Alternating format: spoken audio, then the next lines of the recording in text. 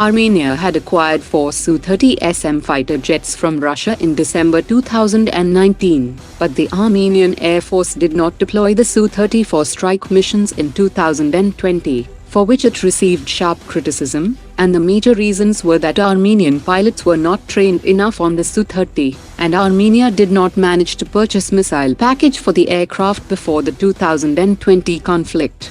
As per latest media reports, Armenia has now planned to diversify its resources to build its air force, and has sought Indian assistance in training its pilots and equipping its Su-30 fighter jets with some of the Indian-made air-to-air and air-to-ground weapons, which could include 110 km range Astra Mark1 air-to-air missile, 100 km range Go rough glide bomb, smart anti-airfield weapon, and Brahmos air-launched cruise missile.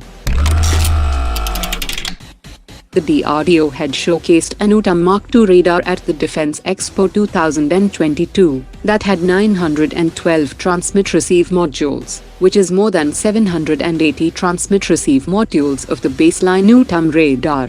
The Uttam Mk2 radar was initially proposed to be equipped with the Tejas Mark2 program, but as per latest information, a private sector firm has manufactured and delivered 2 out of the 3 Uttam Mk2 radar to Hindustan Aeronautics, and they are being tested on 2 Tejas Mark1A test bed, and there are indications that the Tejas Mark1A fighter jets will get the more powerful Uttam Mk2 radar.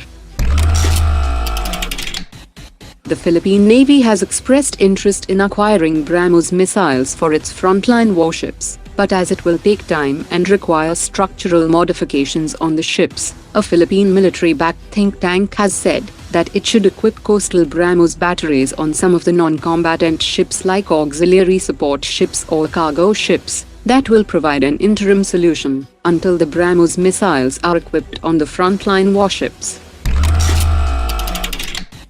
The Indian Army has released a request for proposal to procure 300 4x4 logistics rough terrain vehicles through fast-track route that must be highly mobile and multi-configurable for employment in medium to high altitude areas at 16,000 feet. It should have a curb weight of less than 1 ton, speed not less than 40 km per hour, an operating range not less than 100 km. It must be powered by 30 horsepower engine, with an inbuilt cold engine start system, heli portability by Chinook and Mi-26 helicopters, and should also be paradroppable.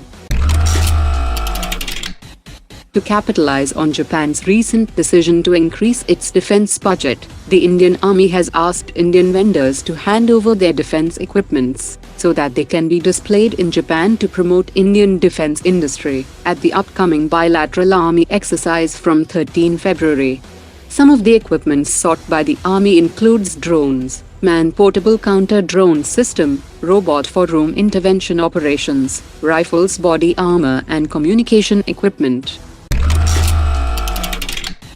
Defense Minister Rajnath Singh dedicated 28 infrastructure projects to the nation worth 724 crore rupees. That includes 22 bridges and 6 road projects. That includes CM Bridge in Arunachal Pradesh, which will give an advantage to Indian military in deploying troops to the far-flung areas of the line of actual control.